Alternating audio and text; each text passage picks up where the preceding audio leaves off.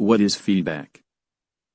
According to Parslow, feedback is the fuel that drives improved performance. A common definition goes like this: information about performance or behavior that leads to action to affirm or develop that performance or behavior. Consider this scenario. Sundar, a sales executive, hands in a report to his area sales manager and waits for a month without receiving a response or reaction. He wonders, what happened? Did I do something wrong? Does this sound familiar? This is a great place to define workplace feedback. Workplace feedback is information we provide fellow employees and team members about their acts in order to help them meet individual, group, and organizational goals. It could be of two types: job performance or work-related behavior. There are three types of feedback. They are verbal, written, workplace. Modern approach of classifying feedback are reinforcement, redirecting. Reinforcing feedback will confirm if we are going away from the goal or towards the goal. It is as simple as saying well done. Redirecting feedback provides why the other person's behavior is ineffective or inappropriate and how you would like them to do less of it. It helps us identify areas where we can change and how to improve in order to be more effective and have the greatest impact on the job. People are more likely to be receptive to redirecting feedback if you have often given them reinforcing feedback. The first rule of good feedback is simple: you can only give feedback on what you see and hear. If one employee raises an issue they're having with a colleague, don't jump to give feedback to the colleague. Instead, observe them more closely to see for yourself.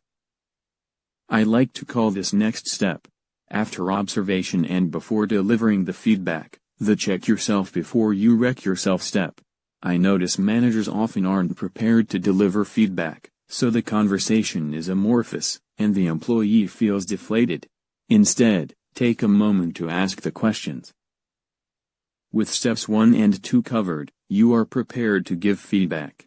Still, it can be especially daunting if you don't have a great rapport with the employee. And likewise, giving feedback to someone you're very close to can be difficult. In these cases, start by establishing trust in the conversation. Giving feedback doesn't end with the delivery. Rather than saying, "Here's what you did, and here's what I want you to do," talk about the different options for moving forward, and set clear action steps. Ask, "What do you think we can do? And what can you commit to, and when can we follow up on it?" If you're co-constructing goals this way, you've got a mutual buy-in from the person you're giving feedback to. When the person has made some of those changes, recognize and celebrate them. Practice your effective listening skills. Encourage the person offering feedback to talk. You will learn more about yourself, how others see you, and how others interpret your actions and behaviors.